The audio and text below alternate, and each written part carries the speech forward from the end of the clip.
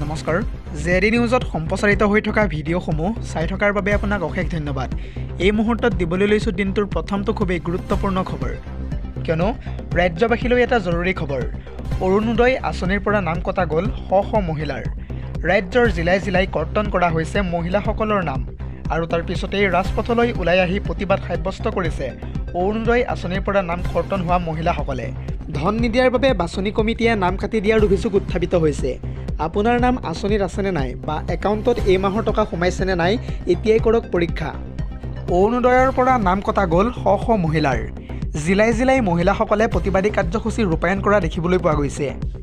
দীৰ্ঘদিন ধৰি অৰুণোদয় পাই থকাৰ পিছতো কিয় নাম কটা গ'ল বুলি ইতিমধ্যে প্ৰতিবাদকাৰীসকলে প্ৰশ্ন কৰিছে চৰকাৰক।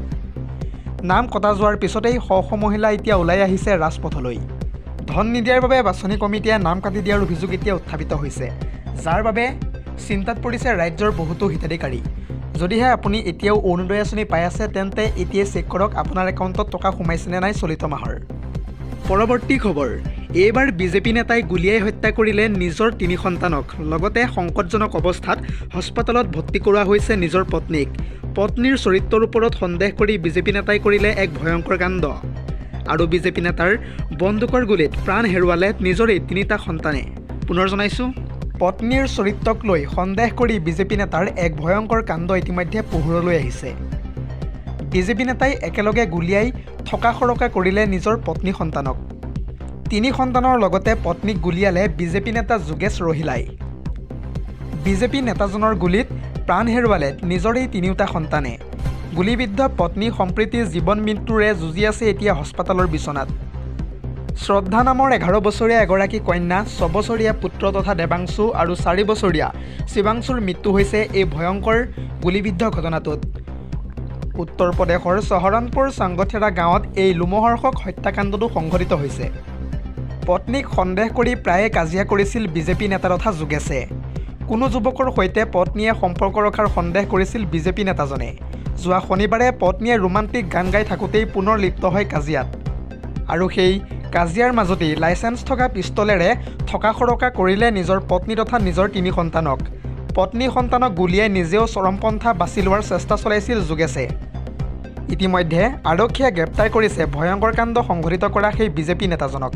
পৰৱৰ্তী খবৰ, USTMৰ লগত ব্যস্ত ৰাজ্যৰ মুখ্যমন্ত্ৰী ডক্টৰ হিমন্ত বিশ্ব শৰ্মা। কিন্তু ইপিনে বাতিল হ'ল চৰকাৰী পৰীক্ষা। ইতিমধ্যে ৰাজ্যত বাতিল হ'ল উচ্চতৰ মাধ্যমিকৰ প্ৰথম বৰ্ষৰ পৰীক্ষা। হিমন্ত বিশ্ব শৰ্মাৰ শাসন নিয়মত পৰিণত হৈছে এবাৰ প্ৰশ্নকাকত ফাদিল। মুখ্যমন্ত্ৰী ডক্টৰ হিমন্ত বিশ্ব শৰ্মাই USTMৰ লগত ব্যস্ত থকাৰ মাজতে এইবাৰ বাতিল হ'ল উচ্চতৰ মাধ্যমিকৰ প্ৰথম বৰ্ষৰ পৰীক্ষা। প্ৰশ্নকাকত ফাদিলৰ বাবে বাতিল কৰা হৈছে উচ্চতৰ মাধ্যমিকৰ প্ৰথম বৰ্ষৰ পৰীক্ষা। উল্লেখযোগ্য যে ফাদিল হৈছিল উচ্চতৰ মাধ্যমিকৰ প্ৰথম বৰ্ষৰ গণিত আৰু অৰ্থনীতি বিষয়ৰ প্ৰশ্নকাকত। মাত্ৰ 100 টকাৰ বিনিময়ত মোবাইলে মোবাইলে প্ৰশ্নকাকত ভাইৰেল হোৱাৰ অভিযোগ উত্থাপিত হৈছে। অৰ্থনীতিৰ ফাদিল হোৱাৰ প্ৰশ্নকাকতেৰে পৰীক্ষা অনুষ্ঠিত কৰিছিল এছেবে, আৰু তাৰ পিছতেই প্ৰশ্নকাকত ফাদিল হোৱাৰ পিছতেই উচ্চতৰ মাধ্যমিকৰ প্ৰথম বৰ্ষৰ পৰীক্ষা বাতিলৰ সিদ্ধান্ত গ্ৰহণ কৰিছে এছেবে। আহি থকা 24 মাৰ্চৰ পৰা 29 মাৰ্চলৈ অনুষ্ঠিত হ'বলগীয়া সকলো পৰীক্ষা বাতিল কৰিছে এতিয়া এছেবে।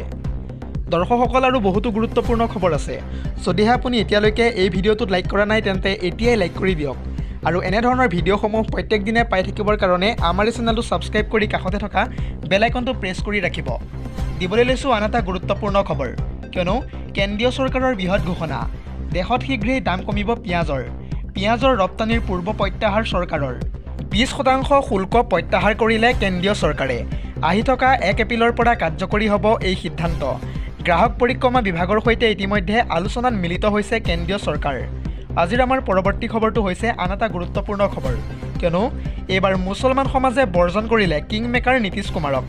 নীতিশ কুমাৰৰ ইফতাৰৰ আমন্ত্ৰণ নাকচ কৰিলে মুছলিম সংগঠনে। ৱাকফ সংশোধনী বিলক নীতিশ কুমাৰে বিৰোধিতা নকৰাৰ বাবে এই সিদ্ধান্ত গ্ৰহণ কৰিছে মুছলিম সমাজে। আৰু এই মুহূৰ্তত প্ৰশ্ন হৈছে, সমাগত বিধানসভা নিৰ্বাচনত মুছলিম ভোটাৰে বিপদত পেলাব নেকি নীতিশ কুমাৰক? ৰমজানৰ মাজতে নীতিশ কুমাৰৰ বিৰুদ্ধে গৰ্জন হৈ উঠিছে এইবাৰ মুছলমান সমাজ। নীতিশ কুমাৰৰ ইফতাৰৰ আমন্ত্ৰণ নাকচ কৰিলে মুছলিম সংগঠনে। ৱাকফ সংশোধনী বিলক লৈ নীতিশ কুমাৰৰ স্থিতিৰ বিৰোধিতা কৰিছে এতিয়া মুছলিম সংগঠনে। আৰু পত্ৰযোগে নীতিশ কুমাৰৰ ইফতাৰৰ আমন্ত্ৰণ বৰ্জন কৰি মুছলিম সংগঠনে ক্ষোভ উজাৰিছে। আপুনি ধৰ্মনিৰপেক্ষ শাসনৰ প্ৰতিশ্ৰুতিৰে বিহাৰত ক্ষমতালৈ আহিছিল, য'ত নেকি সংখ্যালঘুৰ অধিকাৰ আৰু সংখ্যালঘুৰ আইনক সুৰক্ষিত কৰা হ'ব বুলি। কিন্তু বিজেপিৰ সৈতে আপুনি মিত্ৰতা কৰাৰ পিছত অসাংবিধানিক আইন প্ৰণয়নক আপুনি একেবাৰে সমৰ্থন কৰিছে কিয়? এনেদৰে এতিয়া মুছলিম সংগঠনে প্ৰশ্ন কৰিছে নীতিশ কুমাৰক। কিং মেকাৰ নীতিশ কুমাৰক নিৰ্বাচনৰ পূৰ্বে বৰ্জন কৰিছে এতিয়া বিহাৰৰ লাখ লাখ মুছলমানে।